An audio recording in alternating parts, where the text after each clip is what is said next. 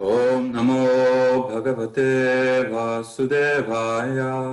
Om Namo Bhagavate Vasudevaya. Om Namo Bhagavate Vasudevaya. Om Namo Bhagavate Vasudevaya. Om Namo Bhagavate Vasudevaya. Om Namo Bhagavate Vasudevaya.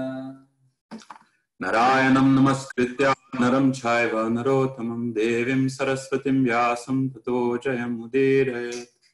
Before reciting the Srimad Bhagavatam, which is the very means of conquest, one should offer respectful obeisances unto the personality of Godhead Narayan, unto Narayan Rishi, the supermost human being, unto Mother Saraswati, the goddess of learning, and unto the author, Srila Vyasadeva. Nastapayeshva bhadreshu nityam bhagavati sevaya bhagavati uttama shloke bhaktir bhavati naishtiki. So we'll begin with the word for word, Sanskrit. Traipishtapa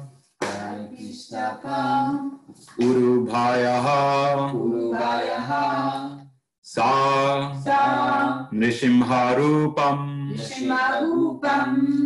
Nrishim Kritva Brahmat Brukuti Damstra Karala Vatram Daitya Indram Ashu Radaya Abhipatantam Arat Urau Nipatya Vidadara Nakai Spurantam.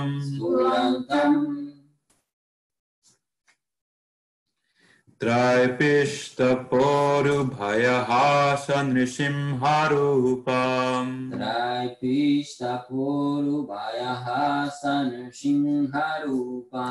Kritva brahmad bhrukuti damstrakaralavatram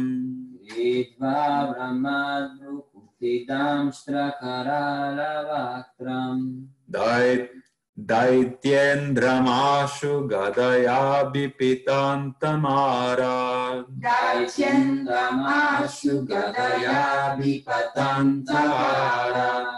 Urau nipatya vidadara nakai spurantam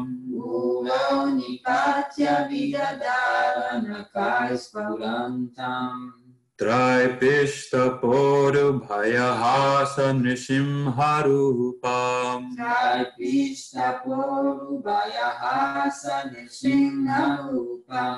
Kritva brahmad brukuti damstrakaralavatram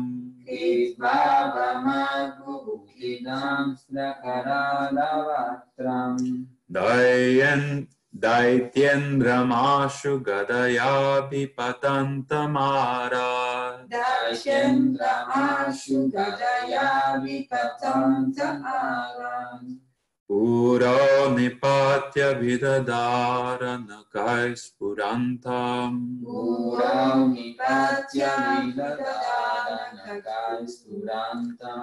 Traipishtaporubhayaha sanrishimharupam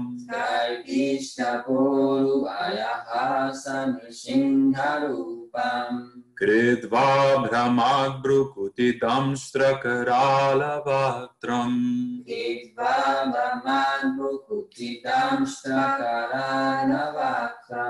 Daityendramashu gadaya bipatantamara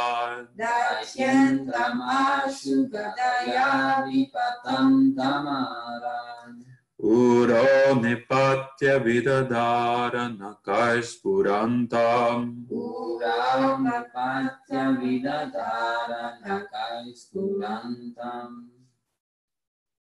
Traipishtaporubhayaha sanrishimharupam Kritva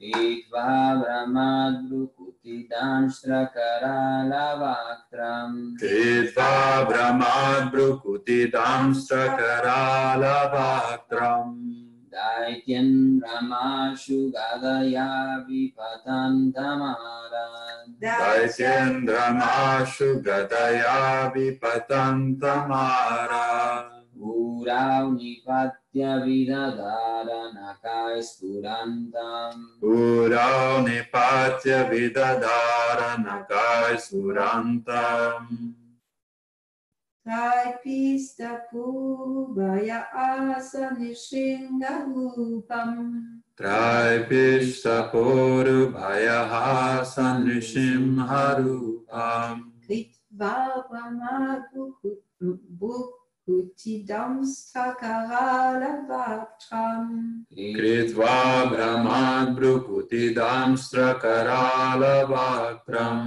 Dachyandamasu Gadaya Vipatam Tamalad Daityendra Mashu Gadaya Vipatantamara Uropita Nipatya Vidadara Nakashpuram Tam Uro Nipatya Vidadara Nakai Surantam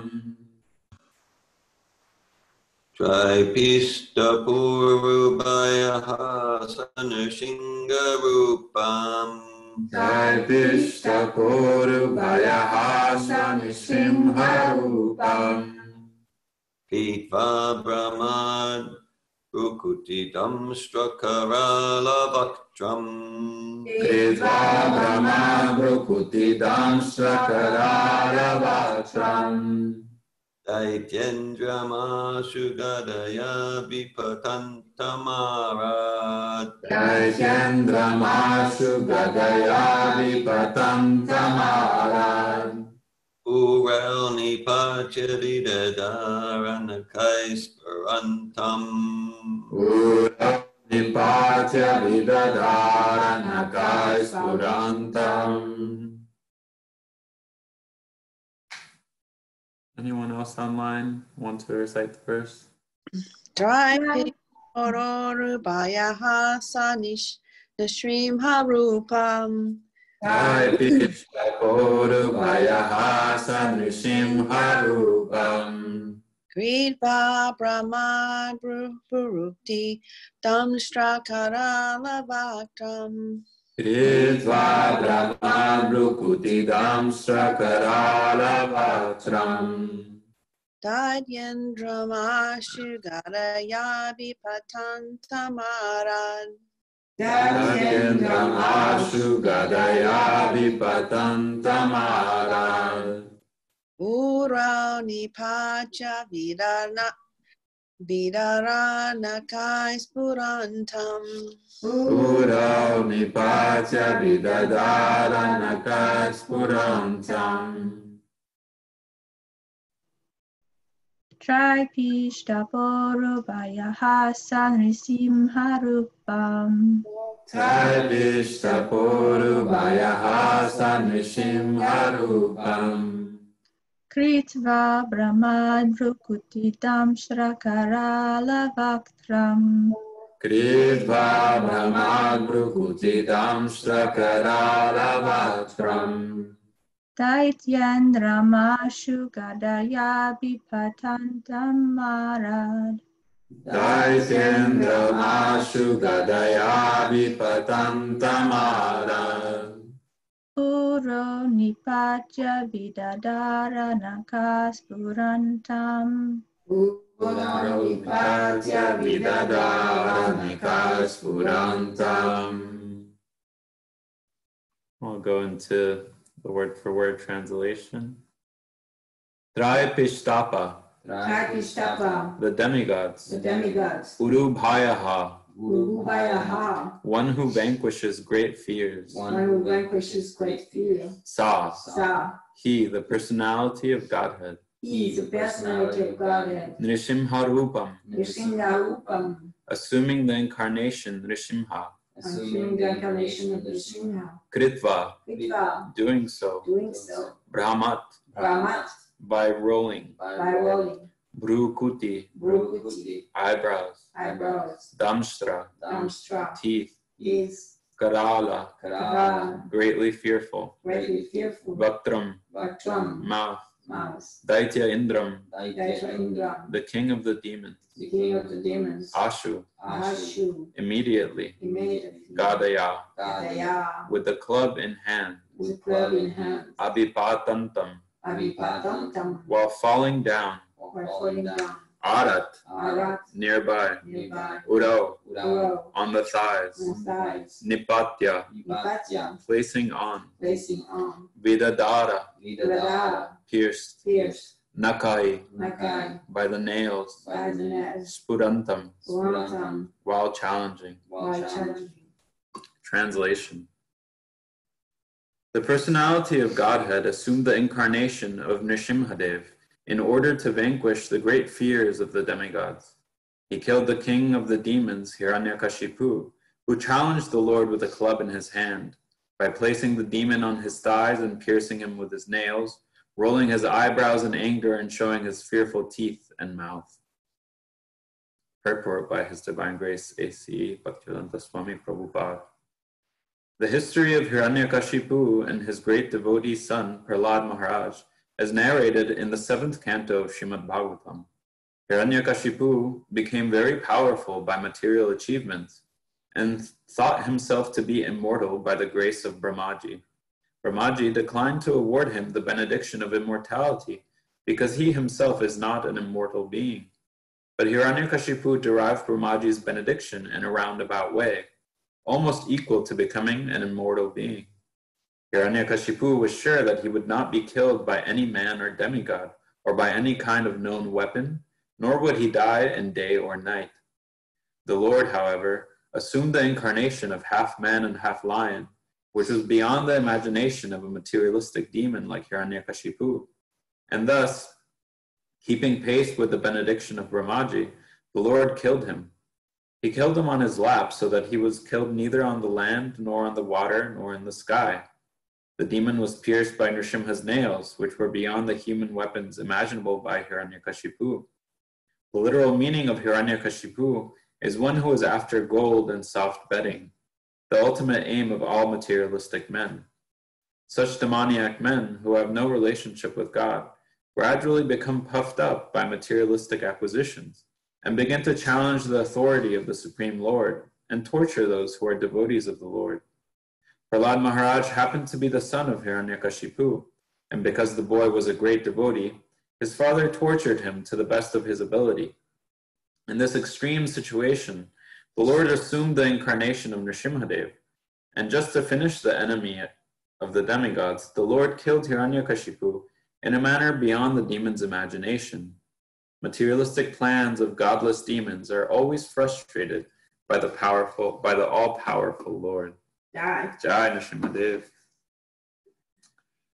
Om Ajnanatirandhasya Jnanam Jana Shalakaya Chakshurun Militam Yena Tasmai Shri Gurave Namaha Shri Chaitanya Manobhishtam Shtapitam Yena Bhutale Swayam Rupa Gadamayam Dadati Svapadantikam Vandeham Shri Guru Shri Yuta Padakamalam Shri Gurun Vaishnavam Shri Rupam Sagrajatam Sagana Raghunatam Vitam Tam Sajivam Sadvetam Savadutam Parijana Saitam Krishna Chaitanya Devam Shri Radha Krishna Pradhan Sagana Lalita Shri Vishakam Vitam Scha He Krishna Karuna Sindho Dinabhando Jagatpate Gopesha Gopika Kanta Radha Kanta Namostute Tapta Kanchana Gaurange Radhe Vrindavaneshwari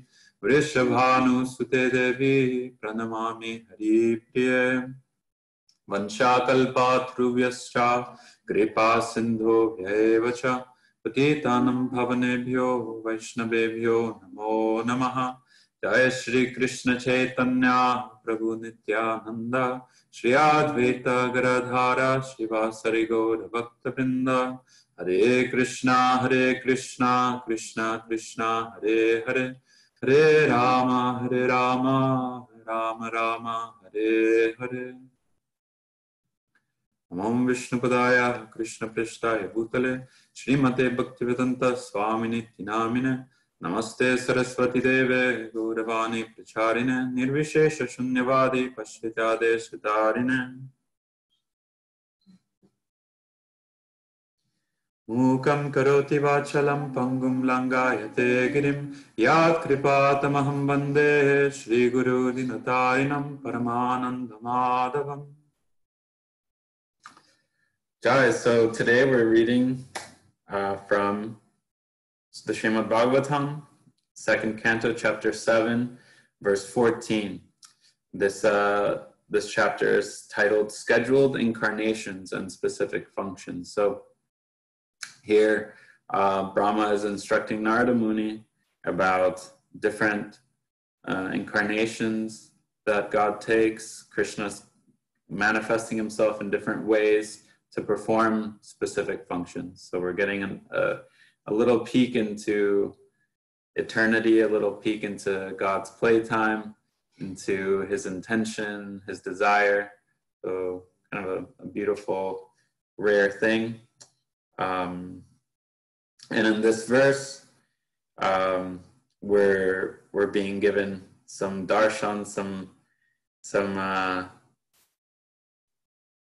opportunity to see Krishna in this Nrsimha Rupa, this form as half man, half lion.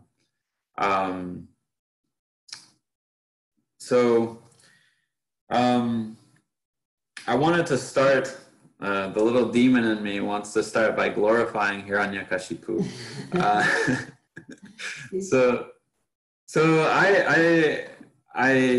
I think Hiranyakashipu is really amazing in so many ways.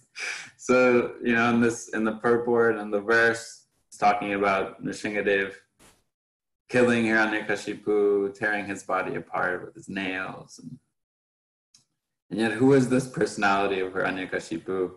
And, you know, why does Narayan want to revere him? So, first of all, I want to make the point that we often take a look at, which is that Krishna is equal to all, loves all, and all living entities are part and parcel of him and are essentially one in connection with him, in desire, in that most essential nature of the soul to desire to serve, to be in communion and devotional service towards Krishna. So even Hiranyakashipu is that. And one of the reasons why I find Hiranyakashipu so fascinating is because in the Srimad Bhagavatam, when Hiranyakashipu is introduced, it's after Krishna has manifested as Varahadev, his boar expansion where he's saving the earth, and Hiranyaksha, this demoniac personality, comes and attacks him, and he just kills him, you know. And Hiranyaksha is Hiranyakashipu's brother. So Hiranyakashipu is so upset, he's so angry at Vishnu for doing this, and so he vows to kill Vishnu. And then at the funeral of Hiranyaksha, Diti, his mother, the mother of all this demon family, and so many of his nephews and cousins are all there, and they're all grieving and weeping. And Hiranyakashipu gets it. He gets self-realization. He gets the cause of all suffering, and he consoles his family with this Vedic wisdom, with this understanding. He tells them, you know, right now you're lamenting for your son, your cousin, all these, my brother, but this is all due to a false understanding that we are this body, that when the body dies, that personality is dead, And he gives a beautiful metaphor of just like travelers who come and meet for a little while at a drinking spot and then go their own distinct ways. It's the same for us to come together as family, whatever. It's just a momentary passing by. And of course we can use those relationships and elevate them for our eternal benefit and truly love each other by supporting each other in God consciousness and self-realization. And yet, Hiranyakashipu is so wise and he understands Vedic knowledge. Srila Prabhupada in the purport to that verse where Hiranyakashipu says that gives another example that I love, that's like just like straw floating in a river, sometimes collects in whirlpools and then, spreads out again. Just like that, we come like as souls, we're in this world and we come into contact with certain people. We might call them mother, son, father. Ultimately, we're all spirit soul, and that those relationships change from lifetime to lifetime. And so he's pacifying, Hiranyakashipu is pacifying his family with this ultimate wisdom. So I really appreciate that in him. Like he gets that, he gets false identification, the soul with the body. He gets the cause of all suffering, and that those attachments and the duality of those attachments and aversions to people and identifying friends and enemies and family. So he really gets that.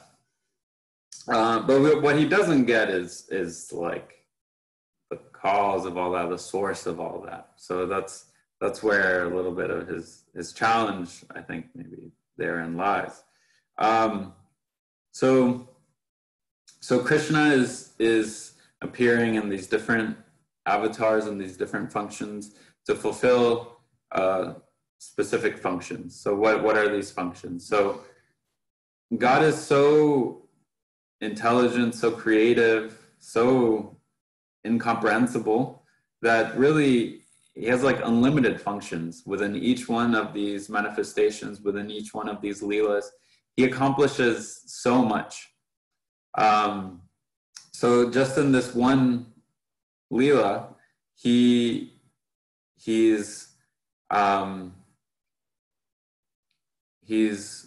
having an exchange with his pure devotee, with Prahlad Maharaj, which I'll talk a little bit more in detail later on. He's coming to help the demigods, his devotees, from the struggle they're facing with Hiranyakashipu, creating so much disturbance. So he's coming to protect, create peace. He's coming to liberate Hiranyakashipu. And very importantly, he's coming to enjoy. He's coming to enjoy doing all that. Like Krishna is the supreme enjoyer. He's not doing this necessarily out of like duty and like I have to go do this. Like he wants to do this. He wants to engage with his devotees. He wants to help souls in their path towards self-realization, towards divine love. He wants to have the pleasure of experiencing the different rasas that he's created. He's the source of all rasa, of all experience, of all different moods and flavors of love, all the textures that we experience in reality. So he's experiencing that. And in this incarnation, he wants to experience that fierceness, that protective energy. He wants to fight. It's like, why wouldn't God want any of those things? It's like, we might think sometimes of God as just like without any qualities or totally shanti, peaceful all the time. No, God, he doesn't have any material conditioning or qualities, but he still wants to express, and his expression is limitless, and it covers all the different flavors of things that we can experience just like in such a limited fraction. He's experiencing them fully, and he's experiencing them all in loving connection with all his emanation, all of his creation, and all living beings, part and parcel of himself. So in this Nrsimha Rupa, he's getting into this like There's 12 rasas. Sometimes we talk about the 5 primary rasas, but then there's vira ras, like chivalry. There's rodra, anger. It's like ugra, like intensity, fierceness. This quality. So yeah, he's manifesting that, but it's not an anger that's like shadowy, grungy anger. He's punishing. I'm punishing you. You're demoniac. I'm gonna punish you.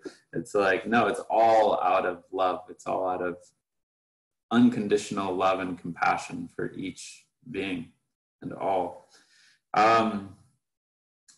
So yeah, Hiranyakashipu, he's really wise and he's very powerful. So why does he want to kill God? Why does he not see Vishnu as God? What happens that this is the question I ask myself, is like, how is someone that seems like so much, like he's realized way more than I have, like is so inimical to Krishna? So for me, part of this answer is in his intention and what he does with his knowledge and the intention behind his austerity.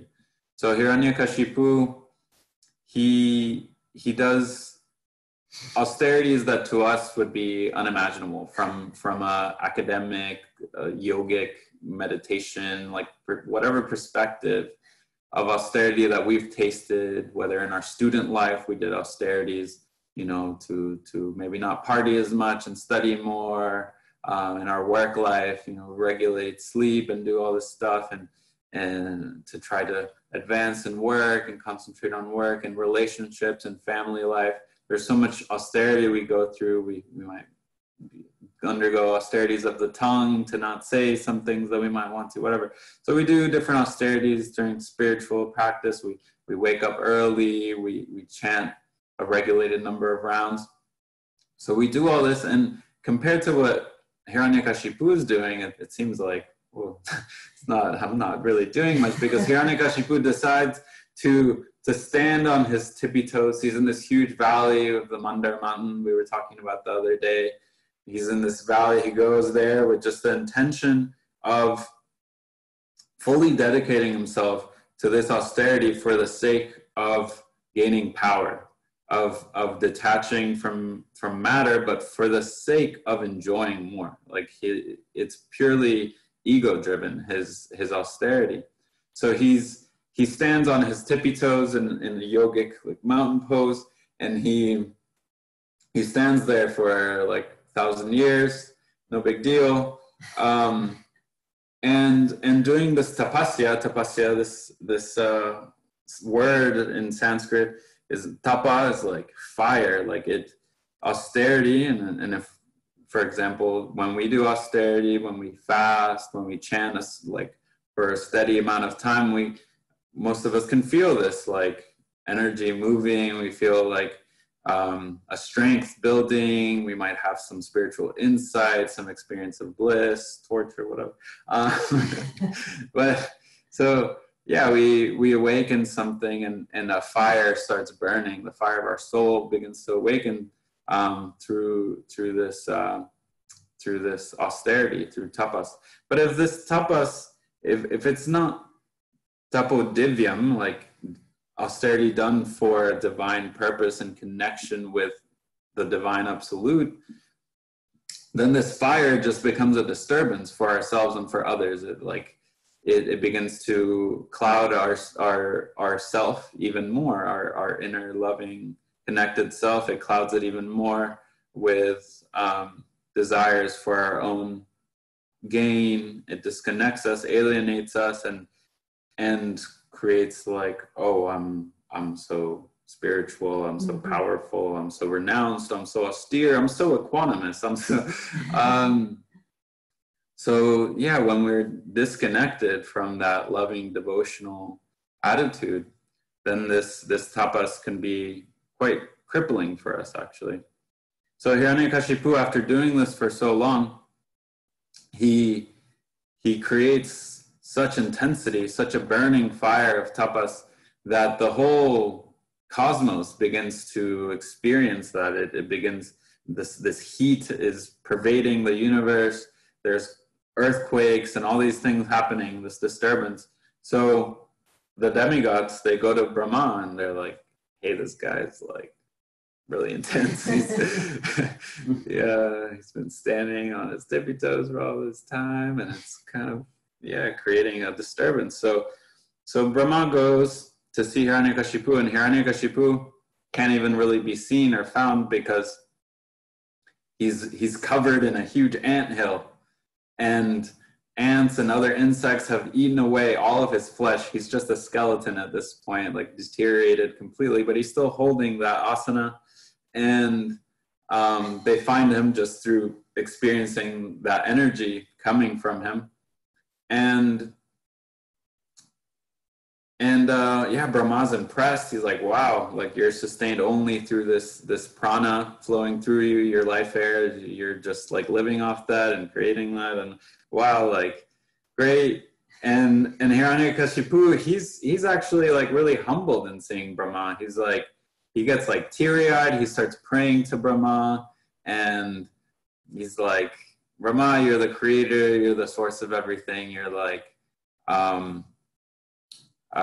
so he thinks Brahma is the absolute, supreme personality of Godhead, and he wants to become Brahma. Like that's his intention. Like he wants to become, he wants to take that position.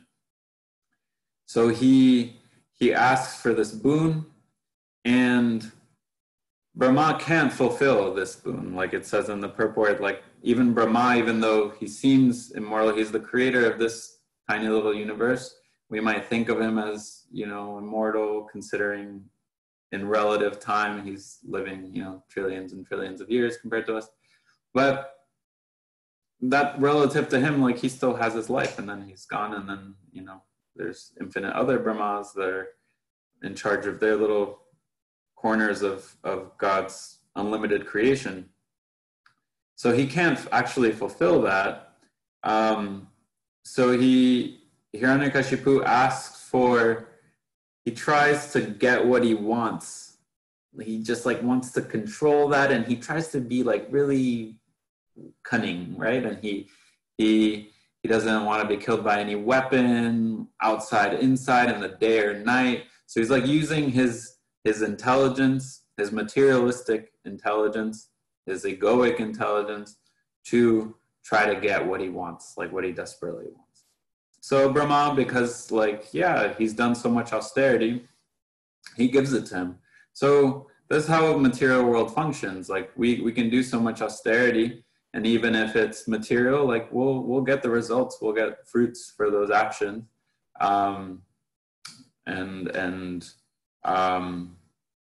So we could experience this to a certain extent. So then to juxtapose that with his son, Prahlad Maharaj. So Hiranyakashipu gets this boon. He has all these mystic powers. He pretty much is invincible, immortal, and he takes over the universe, and all beings and all different planets and galaxies worship him. They fear him, they revere him. So he gets what he wants. He lives in like Indra's palace or something, has all the comfortable bedding and everything he wants.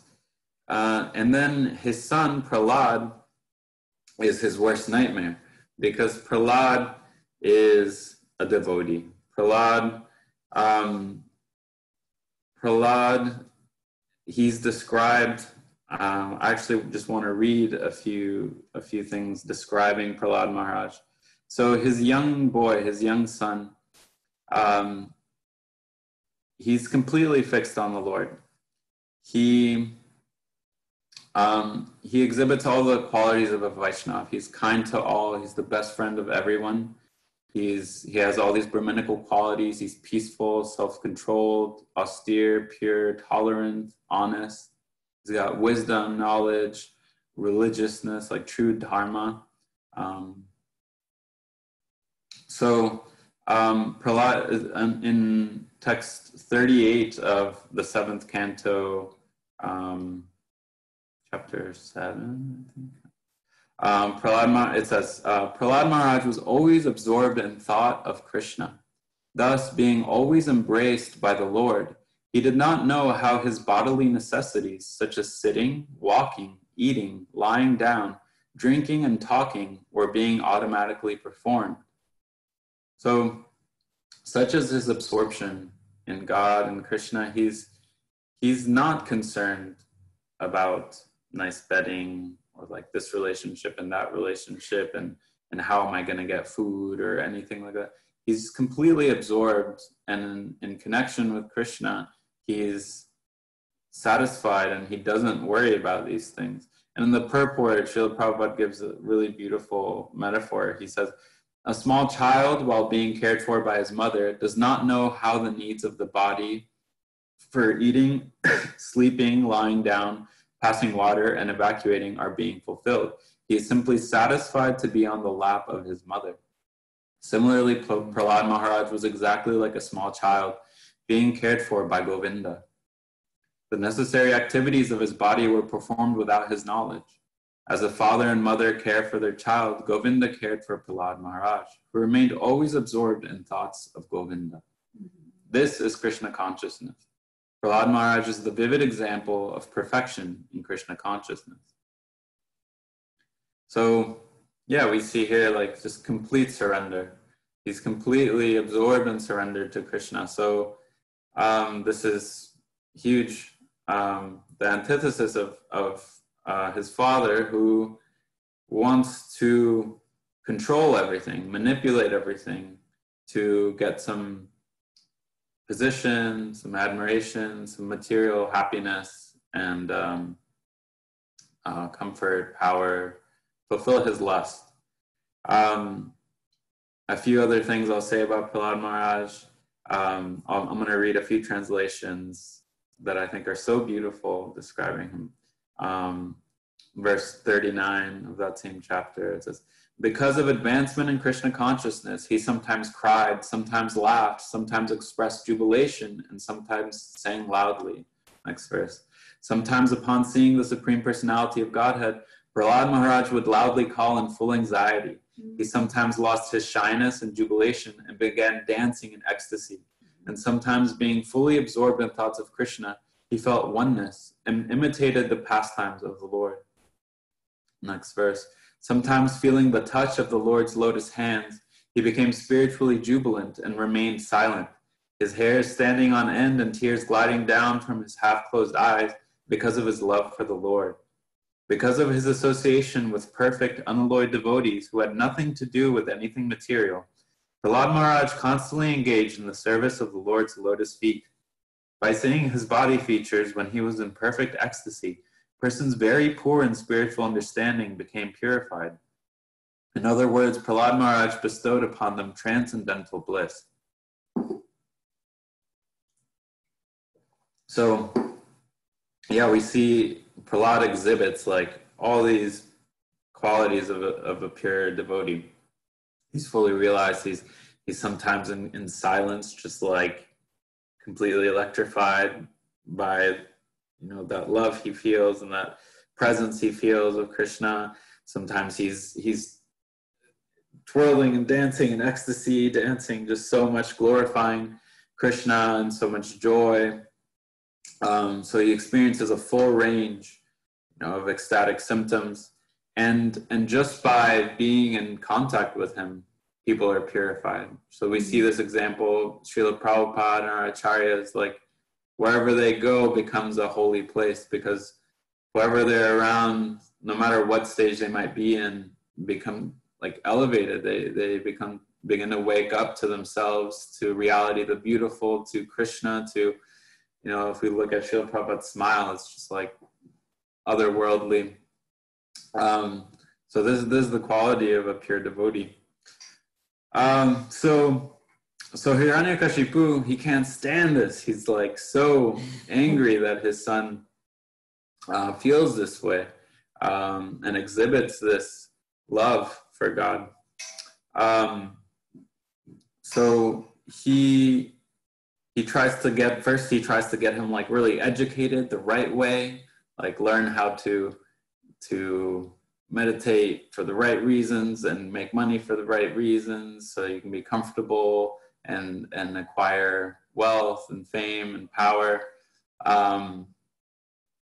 or just material satisfaction, even if it's through a meditative process. So he's in school and he's being taught all these things in politics and ethics, but he can't help but just be in constant kirtan. He's like glorifying Krishna always. He's singing with his classmates, you know, and he's just like a little songbird, and all of them can't help but start to become enamored themselves. So he becomes such a disturbance to the school that's like very much based on demoniac, materialistic concepts. So, but after a while, his teachers are convinced that, okay, like we think he gets it now. We think he's been rectified from his lunacy. And so they send him back to his dad, and Hiranyakashipu sees his son, and Prahlad bows to him. And Hiranyakashipu's so happy. He's like, oh, my son adores me. Like, I'm so wonderful. And it's like, oh. And he gets teary-eyed, and he grabs Prahlad, and he's like, oh, son, like, tell me what you've learned. Tell me what you learned. and Prahlad Maharaj, he's just so honest and glowing, and he just describes to him the 9 processes of Bhakti, basically just saying how one who serves Krishna fully surrenders to God with mind, body, and words. That's the perfection of a living entity's life, and that's the purpose, and that's the perfection of love, the pinnacle of love. And so Hiranyakashipu is like a little disappointed, and he's so infuriated he wants to kill his very own son, you know. And Hiranyakashipu, he's like, you know, he gets Vedic culture and stuff, and he has some intelligence, so he knows how awful it would be to kill his own son, but that's where he goes. His mind is so disturbed. He has so much envy for God. He has so much envy for Krishna that he doesn't hesitate to just like, okay, I'm going to kill you. Like, you're upsetting me so much. I'm so not okay with this. I'm very triggered right now. so I'm going to kill you. So he tries so hard to kill him. He goes again into his like really intelligent materialistic conception, and he devises all these ways to kill Prahlad. But Prahlad, because he's so absorbed in Krishna, he's so connected, he has all of the mystic powers that Hiranyakashipu has and more, and he exhibits them without any false ego, pretense. He is tossed off cliffs. He's stoned from above by huge boulders. They try to have a stampede of elephants, crush him, burn him, boil him in oil, all these things, poisonous snakes, cutting weapons, tridents, all these things, and Prahlad just remains fully just absorbed and connected with the divine, with Krishna in his heart, in prayer and loving service, and so he's untouchable. That is the perfection of yoga. That is the ultimate mystic power, is to be connected in loving devotional service with Yogeshwar, the master of all mystic powers, Krishna. So then after all this, Hiranyakashipu is just like a little bit like, okay, how come I can't kill him? Like, what's going on? So he starts an argument with Prahlad, and he's asking him, you know, how are you doing this? What's the source of your strength? What's all this? So Prahlad begins to tell him to really educate his father in service. He like just humbly asserts his understanding. So he says, the source of my strength is the source of yours. It's the original source of all the strength, and all strength is one. It's not, he says, the original source of all kinds of strength is one. He is not only your strength or mine, but the only strength of everyone. Without him, no one can get any strength, whether moving or not moving, superior or inferior. Everyone, including Lord Brahma, is controlled by the strength of the Supreme Personality of Godhead. So he goes on to describe Krishna as time, the controller of time, eternity, his unlimited influence, his grandeur, his power, his unlimited potency. And he asks his father, like, please give up this ego, this demoniac mentality. Do not discriminate in your heart between enemies and friends. Make your mind equipoised towards everyone. Except for the uncontrolled and misguided mind, there is no enemy within this world. So he wants to release his father. He loves him. He's a devotee, so he loves everyone. And even his father that's been trying to kill him in every possible way, he still feels nothing but love to him and wants to share with him this divine understanding. And he begs of him to just release this mental block and his misguided ego that's creating so much separation between him and Krishna. He gives them an opportunity, and but Hiranyakashipu doesn't take it. He's still just so overwhelmed by his ego and his mind, and so Prahlad Maharaj, he has said, the Lord is everywhere. Like Krishna is all pervasive. This Vishnu, that specific Sanskrit word, one of the meanings is all pervasive, Vishnu. So Hiranyakashipu is so angry at this, at God's unlimited, all pervasive. And he asks him, like, is your God here? Is your God here? Is God here? And he points to a pillar. And Prahlad's like, yeah, of course, it's everywhere. So he breaks the pillar, and out of the pillar comes this fierce, beautiful incarnation of the Lord. So I'll describe so that we can get a little bit of darshan from Nrsingadev. So this half man, half lion, his angry eyes, which resemble molten gold, his shining mane, which expanded the dimensions of his fearful face, his deadly teeth and his razor-sharp tongue, which moved about like a dueling sword. His ears were erect and motionless, and his nostrils and gaping mouth appeared like caves of a mountain. His jaws parted fearfully, and his entire body touched the sky. His neck was very short and thick, and his chest broad, his waist thin, and the hairs on his body as white as the rays of the moon. His arms, which resembled flanks of soldiers, spread in all directions. So we've seen this form. It's described in so much ferociousness. It's so intense. And for me, it reminds me of how Arjuna experiences the universal form of Krishna in the Bhagavad Gita in chapter 11. In the universal form, in verse 20, he says, although you are one, you are spread throughout the sky and the planets and all space between. O great one, as I behold this terrible form, I see that all the planetary systems are perplexed. So this terrible form, here it's that word ugram. So this ugra, Nrsingadev is sometimes described in this. There's a Vedic mantra, Ugram Viram Mahavishnum Jvalam Tam Sarvato Mukham Nrishingham Vishwanam Bhadram Mrityor Mrityum Namamyaham. Says, may I be protected by the moon-colored one, who's the greatest of all. My obeisances unto that ferocious and powerful Vishnu, the fiery one whose faces are all on all sides, the fearful one, Nrsimha, who causes the death of even death personified. So Krishna manifests in so many ways. Some of them are beautiful damsel form, mountain form. His incarnations are said to be like waves in a river, just infinite.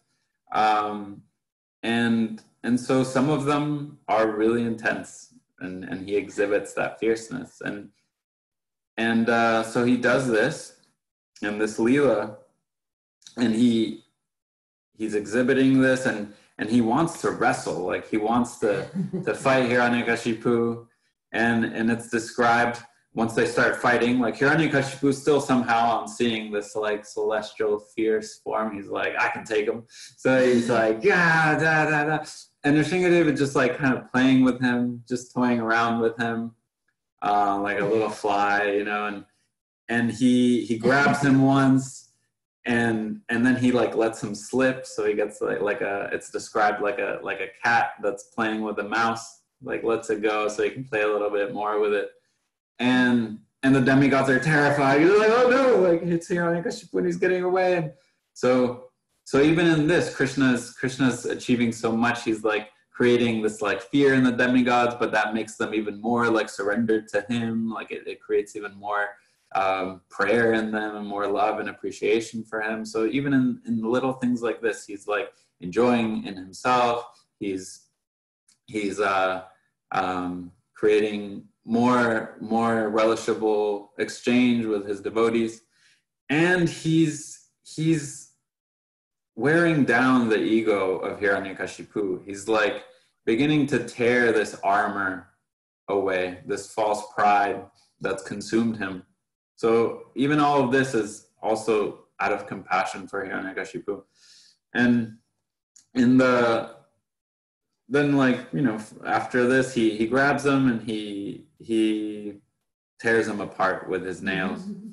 And Hiranyakashipu's material body is described as like so strong, like can resist lightning bolts, and you know, he's so powerful, he can't be killed here, there, whatever. But Krishna is so tricky.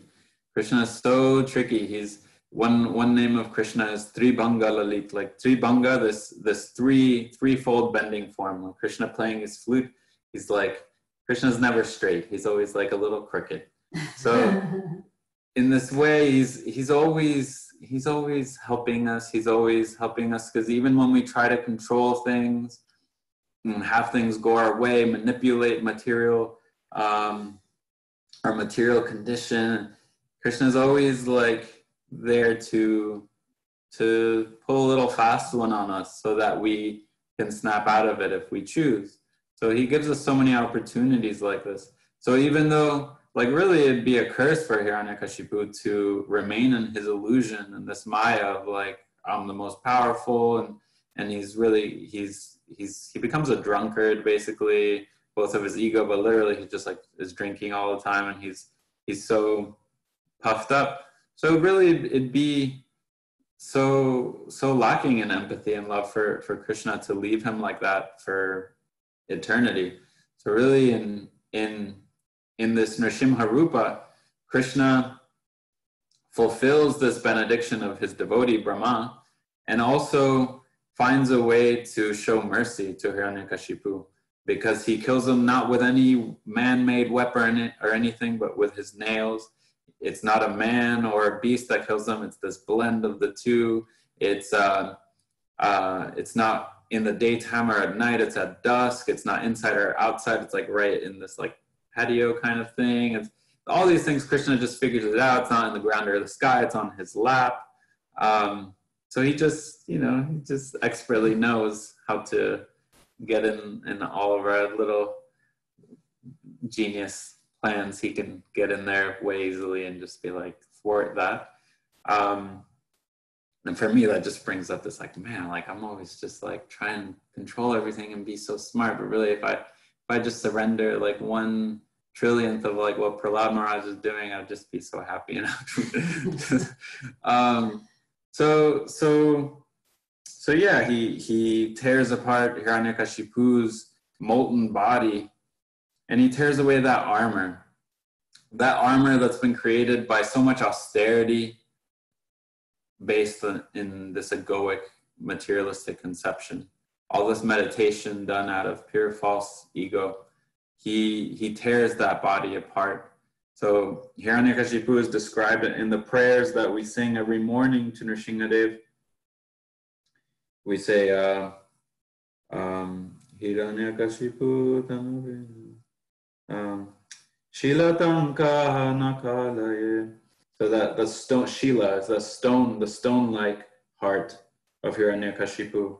And he's also described later in that prayer, or in the Dasavatar Stotram, he's described as wasp-like, Bringham, wasp-like.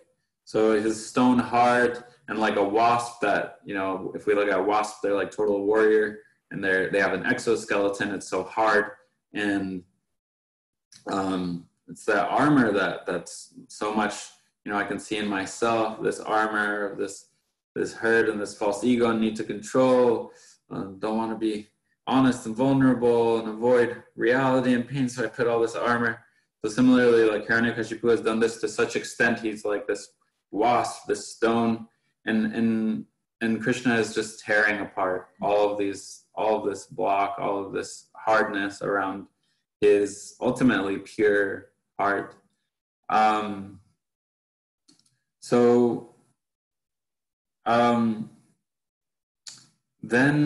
Nrsimhadev finishes this part of the Leela, and then he's there like in this Ugra, this anger, this ferociousness, and Brahma and the Gandharvas and everyone from all these different planets, they're all worshiping him, glorifying him, showering flowers on him.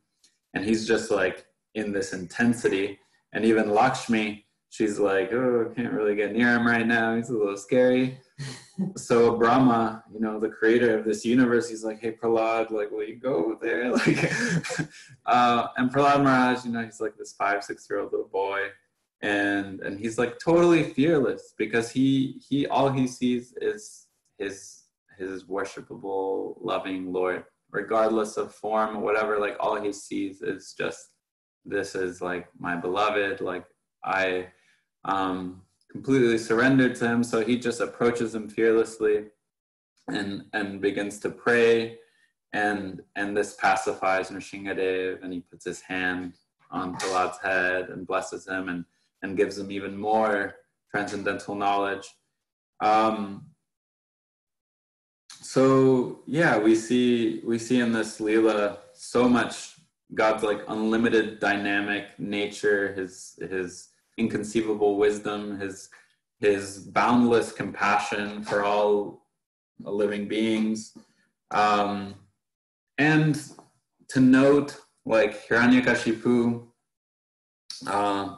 is an eternal associate of Krishna. Like Hiranyakashipu is one of two brothers, Jai and Vijay, who are gatekeepers in Vaikuntha. They're already liberated souls. So they're cursed by the 4 Kumaras to come down for 3 lifetimes because of they get a little illusioned and offend the Kumaras, who are also devotees of the Lord and eternal beings. So all of this is orchestrated by Krishna. Like Krishna is doing this all, like he has understanding of all of this, of eternal time, and he's putting his devotees in these different roles, and they want to serve him in this role. Like ultimately Hiranyakashipu isn't even fully an illusion, really. Like it's all Leela, so it's all for our benefit. It's for God's pleasure and for his increasing that mellow of love between us and him, between his pure devotees and him. So it's all just inconceivably, miraculously designed with love. Always a design. Jai Nrsimhadev Bhagavan ki jai, Prahlad Maharaj ki jai. All right. So I'll read the verse one more time. Or I'll read just the translation. The personality of Godhead assumed the incarnation of Nrsimhadev in order to vanquish the great fears of the demigods. He killed the king of the demons, Hiranyakashipu, who challenged the Lord with a club in his hand by placing the demon on his thighs and piercing him with his nails, rolling his eyebrows in anger and showing his fearful teeth and mouth. Haribol. So any comments, questions, challenges? Welcome. I liked, thank you. It's very fascinating, very fulfilling to listen to you. Very fun. I liked you made on Prahlad's, Prahlad, all he does is to remember the Lord, and he's not trying to counteract anything. Even when his father is trying to kill him, it's not like he's praying because he's scared. He's trying to counteract. It's just his way of being. His bhava is to think of Krishna all the time. Mm-hmm. And by serving the Lord in that way, just naturally, he acquired all the mystic power that for his father took thousands and thousands of really severe austerity to get. Mm-hmm. Which is nice, like the highlight that a pure devotee have achieved everything already. Mm-hmm. Just by his complete absorption in loving devotion. Your appreciation of that simplicity, of that beauty, and just that, but there's no extra endeavor. Yeah, it's just as simple as being fully. It's as simple as being just completely absorbed in certain things. Simple but not easy. Yeah, simple but not easy. Hare Krishna. Haribol, as I found your class really entertaining, really engaging. I liked your like how you would role play. Yeah, and so he was like, "Hey, will you go over there?" Or he was like, "Yeah, I just liked your personification of the different characters."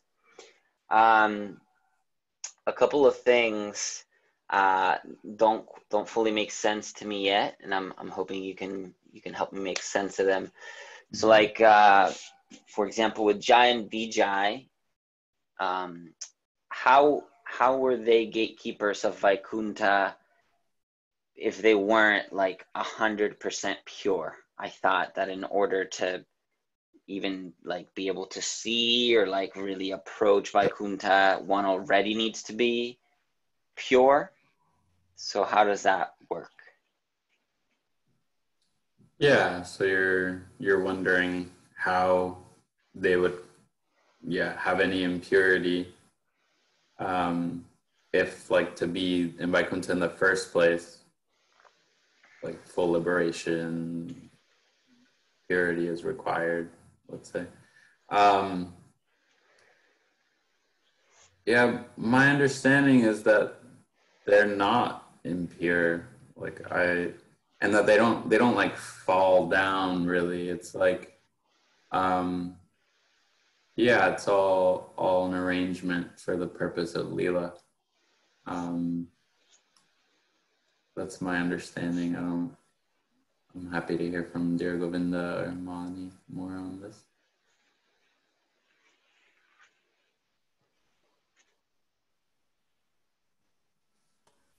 Hare Krishna. Yeah. Thank you, Narayan, for your class. And I appreciated your appreciation of Hiranyakashi.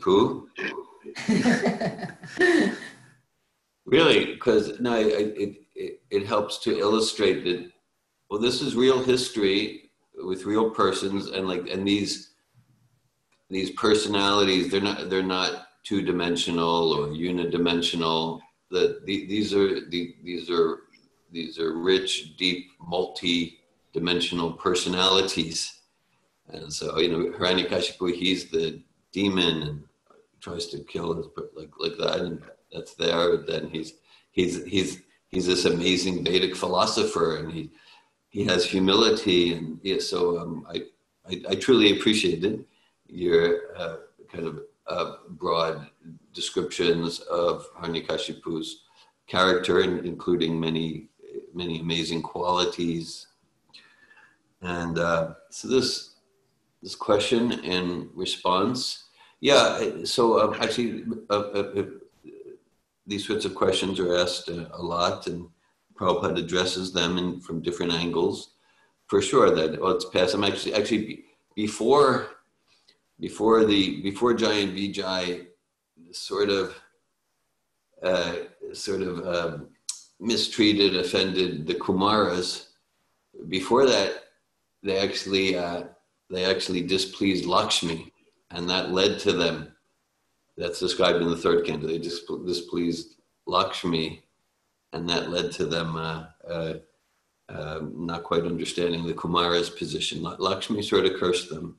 Of course, these curses, it's all pastime and it's all for auspiciousness. And so there's the pastime angle, which is true. Sometimes it's described that they weren't quite in Vaikuntha. They were at the gate of Vaikuntha. So they were at the gate of. So sometimes that aspect is highlighted and emphasized. And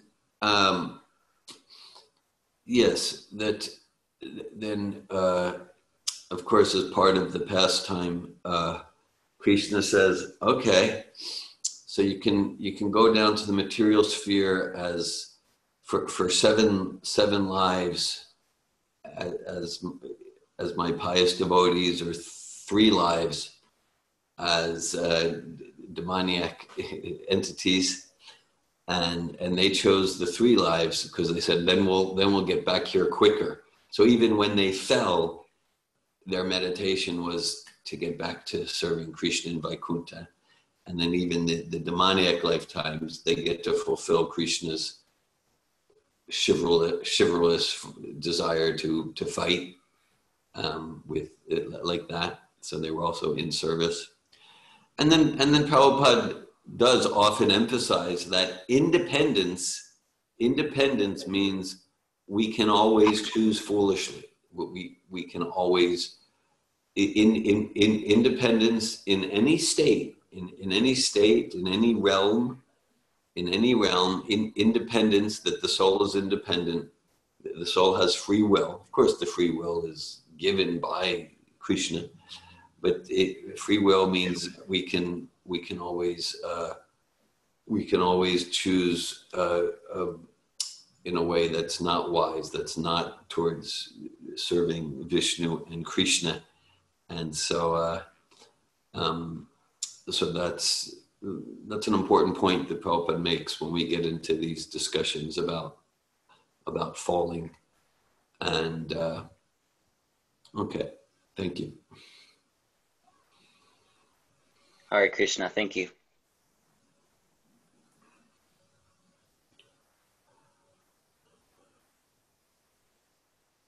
Would anyone else like to share?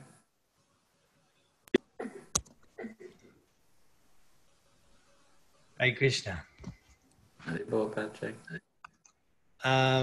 Yeah, I like the glorifying Hiranyakashipu angle. That I know that I think Ladini left, but I remember she glorifying Hiranyakashipu before. I remember being at a class and she was really appreciating Hiranyakashipu, and yeah, I think he's the best demon, right? I mean, Kamsa maybe, but I think Hiranyakashipu is even better than Kamsa. That's my view. And it reminds me of like the with like movies or stories and stuff, people will do alternative realities. So they'll portray it as like the bad guys are really the good guys, and they'll kind of do the devil's advocate to say like, well, actually, in Star Wars or something, like actually Darth Vader was the good guy, or the evil empire, the emperor was doing good, and they just kind of tell the other side of the story. So yeah, with Hiranyakashipu, I mean, you without going into the past lives, I mean, just that one in his lifetime. I mean, if of course he doesn't see himself as the bad guy, he's not the bad guy. He's the good guy. Hiranyakashipu is the good guy, and his son is glorifying someone who killed his brother. So just like in the, I mean, that's such a classic archetypal thing. Like, you killed my brother, I'm going to take revenge on you. You dirty rat, you killed my brother. That's such a archetypal thing.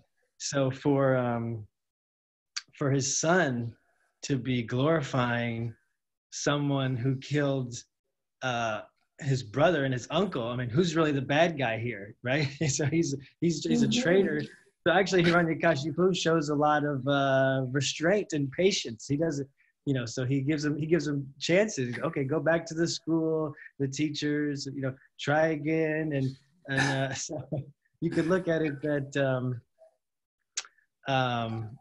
in that way too. That and then also Hiranyakashipu for sure, like he would be an upgrade, in this age, to have a ruler who has some Vedic knowledge and has some distinction between soul and matter, and like Narayan, you were sharing, that would be quite an upgrade to the kind of like demoniac rulers that we have now.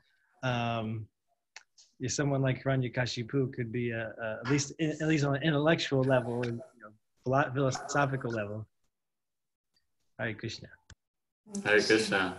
Yeah, I like that last point. I agree with that. Thank you, Patrick.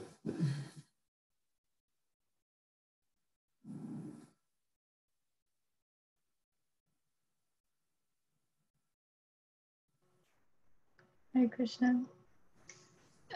This morning I was reflecting on like, who are these children that I have?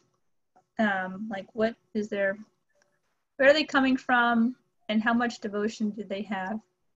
Because like Lieto has total faith, even though he doesn't Lieto doesn't chant, or Lieto doesn't speak the name Krishna ever. It's like he won't.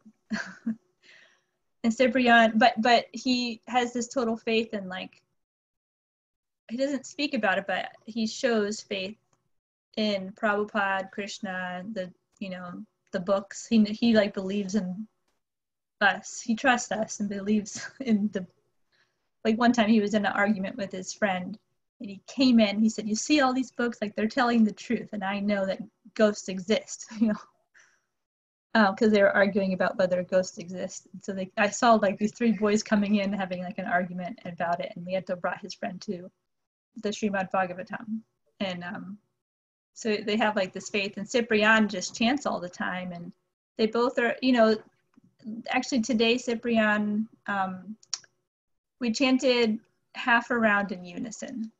This is his first time chanting on beads, and he has his meditative side. He can get into like a trance with singing and kirtan, and the other day we just did chanting in unison without like song melody, and it's like really fascinating, and it makes me feel like, well, I have a lot to learn from this child.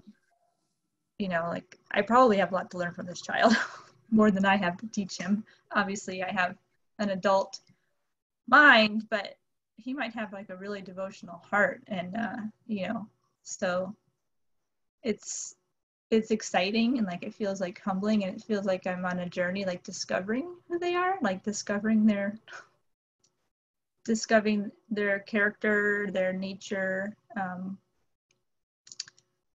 and similarly it like comes from a different place. Like Prahlad Maharaj wasn't a product of his father. He was he had his own journey, and so anyway, just fascinating. Yeah, thanks for sharing your reflections on that. I get it's like so inspiring and fascinating for you to see like devotion in your sons and their simplicity of heart, and thank you. Yes, and I'll add that I often worry about my children and what they're being exposed to, and am I giving them enough Krishna consciousness? They're not raised in a temple or even in really a community. I mean, they do have a few friends that come we see, but it's not this total absorption. Neither am I totally absorbed, but I feel like I know there's like this ideal that it's like I'm aware of what would seem and look like the most amazing devotional environment, and I'm not providing that, and maybe that's okay. And I do get worried, but then sometimes I have a spirit of discovery, because who am I to judge that their life should be completely different than what it is? I just do my best. So anyway, just speaking about parenting. Thank you. Hare Krishna. Thank you for the class. It was really inspiring, and I'm appreciating your like conviction and faith and your artistic, your poetic way of sharing.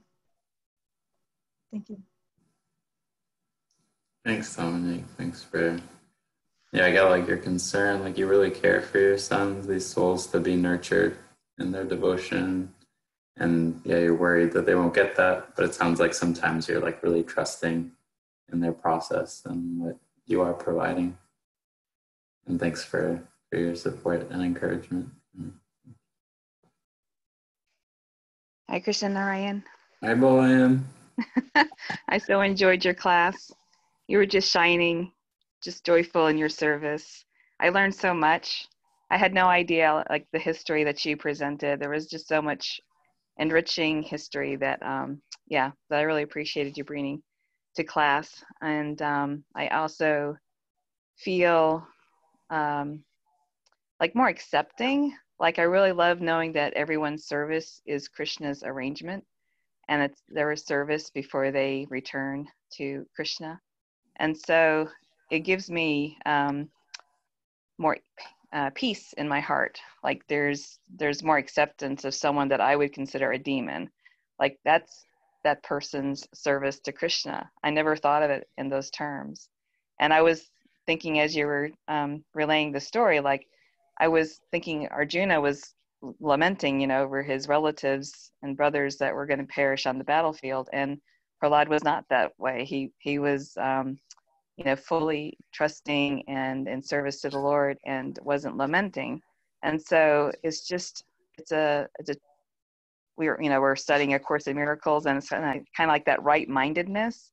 It's really choosing to have complete faith and surrender to Krishna. So yeah, I really appreciated your storytelling, and it really brought so much enrichment and understanding and peace of heart. So thank you. Thank you, Anne. Yeah, it sounds like you're really joyful, and enriched by this. And I was appreciating, how you're experiencing like more peace and saying the possibility of like not judging someone as like wrong in their demoniac tendency or something, seeing it as all a perfect plan and also a way of serving in a way. And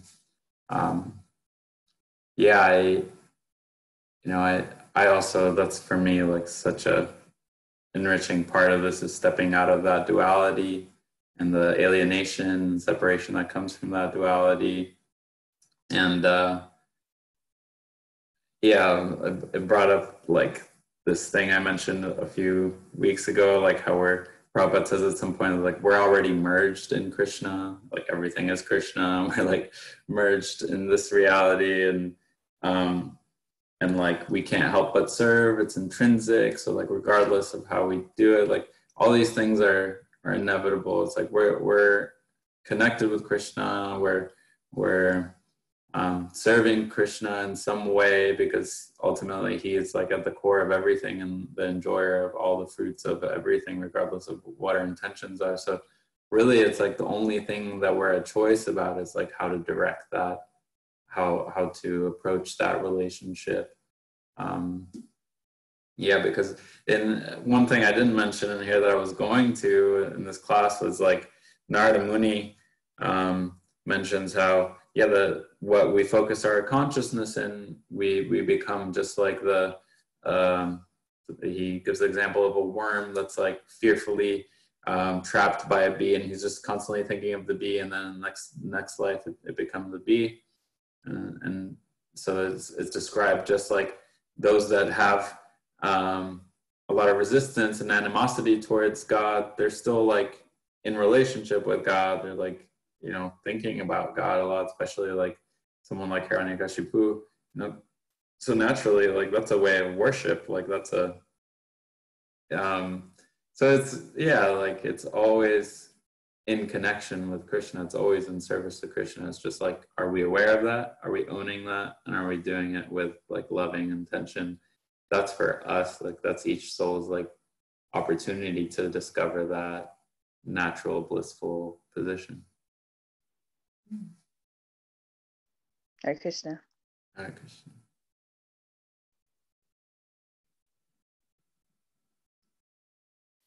All right, Srimad Bhagavatam ki Ki jai. jai. Thank you, everybody. Hare Krishna. Haribol. Hare Krishna. Thank you.